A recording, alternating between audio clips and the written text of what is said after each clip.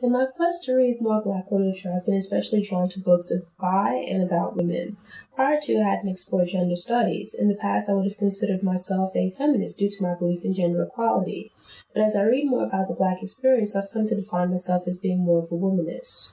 One of the first authors that I became aware of was Bell Hooks. She was recommended by multiple sources as an author to be read by readers who were interested in Black feminism/womanism. A9 Woman explores the impact of racism and sexism on Black women, not as separate factors, but through the lens of intersectionality. The book explores the history of how sexism operates both independently of and simultaneously with racism to oppress us, Black women. Physical and psychological torture of African women aboard slave ships is a means to break their spirits in preparation for them working in close proximity with white families. This isn't to say that African men didn't experience hardships during the crossing, but rather their experiences differed. One point that really stood out to me was dispelling the idea that Black men being stripped of their patriarchal status by white men during slavery resulted in the disruption of the Black family structure. End quote. To suggest that Black men were dehumanized, quote, to suggest that Black men were dehumanized solely as a result of not being able to be patriarchs implies that the subjugation of Black women was essential to the Black man's development of a positive self-concept, an idea that only served to support a sexist social order, end quote. Hooks states that the Black community dissuades Black women from involvement with white men by using the historical exploitation of Black women to promote the idea of all white men being predatory rapists. This is actually just another way for the Black community and society in general to control Black women. She uses this idea to explain some Black women's difficulty relating to white men. I found that rationale to be fairly true and took no issues with it. A good point was made that predatory behavior that causes white men to be shunned is tolerated and in some cases encouraged from Black men, meaning when it comes from Black men. Racism may play a part in white men's predatory behavior towards Black women, but sexism plays a part in predatory behavior from all men, Black men included. Yet she then went on to state that women's awareness of men's ability to rape without impunity is necessary for survival, but it's even more important for women to realize that they can prevent and defend themselves from being raped. I reread this part of the book several times, thinking that I'd misread or was misunderstanding Hook's point. It seems that she was saying that women should be wary of men's ability to rape without consequences, but women shouldn't worry about men being rapists because women can protect themselves from being raped. Try as I might, I can't wrap my mind around the logic of what she's trying to make, and I've cast it aside as one of the book's weak points. If I read and understood the section correctly, it effectively downplays the history of white men's exploitation of Black women, and then goes on to point out that Black men's predatory behavior is downplayed. The responsibility for preventing rape should always be with the would-be perpetrator of an assault. I agree that predatory behavior is wrong regardless of race or gender, but Black women have a right to decide who they do or don't want to have relationships with and for whatever reason. Hooks argues that white society isn't threatened by Black men and white women having interracial relationships and marriages, because in a patriarchal society, women adopt the status of their husbands. White men and Black women don't marry at similar rates as Black men and white women, because historical stereotypes have led to white men viewing Black women as undesirable wives. There might be some truth to this, but Hooks also spends a good amount of time discussing how and why Black women view white men as being undesirable for intimate relationships. It's more likely that both sides just aren't that into each other for several reasons. Hooks mentions Black male and white female relationships, but doesn't delve nearly as deeply into why they seem so interested in each other while Black females and white males seem wary of each other. Now, this section should be taken with a grain of salt, as much of the content is arguably opinion masquerading as fact. I didn't really get the point of what was to be gained by trying to convince Black women and white men to take an interest in each other. If these types of relationships are going to happen, they should develop naturally, without either side being guilted into taking an interest in the other. Something that I found interesting was Hook stating that white women represent a powerless group when not allied with white men. As a result, them marrying Black men is no great threat.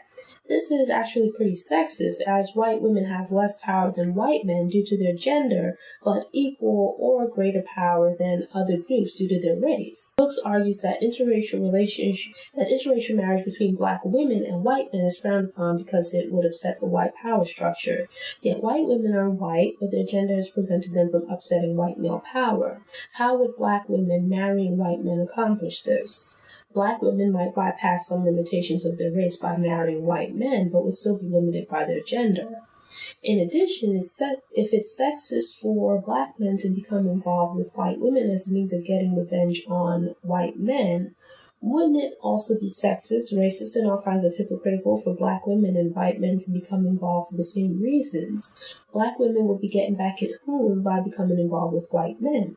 If the reverse is the case of black men exploiting white women, would we then be advocating for black women to exploit? If the reverse is the case of black men exploiting white women, would we then be advocating for black women to exploit themselves? There is inherent sexism in automatically seeing all white women as innocent non-racists, or interracial black man and white woman relationships as revenge against racist white men. It ignores that while white women may be oppressed by their gender, their race also allows them the option to oppress others. Likewise, exploiting white women to punish others is a form of objectification. Both trains of thought are indicative of white women not being viewed as a threat and or available for exploitation because they're women. Hooks' logic is flawed, and her ideas contradict when it comes to how things should be moving forward. But Ain't I a Woman is at its strongest when discussing the history of the various facets of black women's experience with intersectional racism and sexism. I also applaud Hooks for her attempts to do more than just restate societal problems. Ain't I a Woman does a good job of exploring the fallacy of the black community being a matriarchy. Hooks delves deeply into how patriarchy existed in historical Africa and slave society and still persists in present-day America. This false concept of black women's superhuman abilities downplays the social and economic oppression we face, and also portrays us as having a power within the black community and mainstream society that we really don't. Media has moved away from the chivalrous male hero to celebrating men who exploit and brutalize women. Hence, the pimp has been elevated to the status of hero, while the upstanding man who respects women is viewed as a simp. In media, black men are used to represent black people as a whole. It's to the point where black men are used as stand-ins for black women. Black men often portray black women in a mocking manner where they wear fat suits, are loud, and overly aggressive. In addition, single black men and women are shown, but rarely together, and when they are, it's often in an unhealthy, dysfunctional relationship. Ain't I a Woman also discusses sexism within black activism. Many black male leaders fought for racial equality, but not gender equality. Black female activists were often dissuaded from direct involvement in social and political movements, yet those who were active outside the home were still expected to assume primary responsibility for child care and domestic activities. Some black male activists actually allied themselves with white male racists based on sexism. Bell explains that many black men who express anger towards the white male power structure are not actually upset that it exists, but rather that their race prevents them from full participation. There has been a push to rebuild and redefine black society beyond the reaches of white supremacy, yet this new society is largely based on the foundation of white American society's traditional gender values. The image of black power that black male activists took pride in actually played into stereotypes of the black man as primitive, strong, and virile. Rather than redefining black society to achieve equality for all black people, facets of the black power movement promoted the emergence of a black patriarchy. Some black women also support and promote patriarchy. They're outraged by black men's inability to earn wages on par with white men, having to work outside the home, and other facets of black men's unwillingness or inability to fulfill the stereotypical male role of provider and protector. Hooks points out how racism and sexism misrepresented the necessary independence of black women as an attack on the masculinity of black men. It delves into showing responsibility for black male under and unemployment onto black women, absolving white supremacy of responsibility responsibility in allowing white racists to bond with black men through sexism. This resulted in black men being socialized to view black women as threats to their masculinity. Ain't I a Woman contains some good points, but also seems to talk in circles. It pushed the idea that black women should be able to decide who they want to be and whom they want to be with, as long as that choice doesn't exclude anyone. Understand and fight against both sexism and racism, but the fight for gender equality should be in partnership with white feminists, even if they aren't willing to join or at least acknowledge your fight against racism.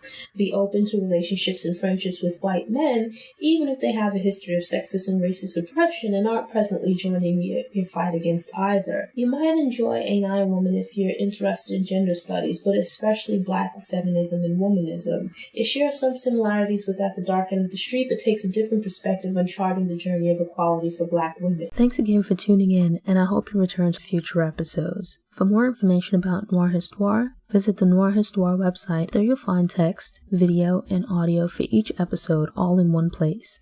Subscribe to the Noire Histoire newsletter to get fresh content delivered straight to your email inbox. You can also subscribe to the Noire Histoire YouTube channel for videos. I also occasionally post videos on Facebook. If you're enjoying the content but would prefer to listen to audio, you can subscribe to the Noire Histoire podcast via iTunes, Stitcher, Google Play, and SoundCloud. If you subscribe, please also take a few minutes to rate and review the show in iTunes. Follow Noire Histoire on Facebook, Twitter, Instagram, Pinterest, Tumblr, and Google+. Enjoy the rest of your day.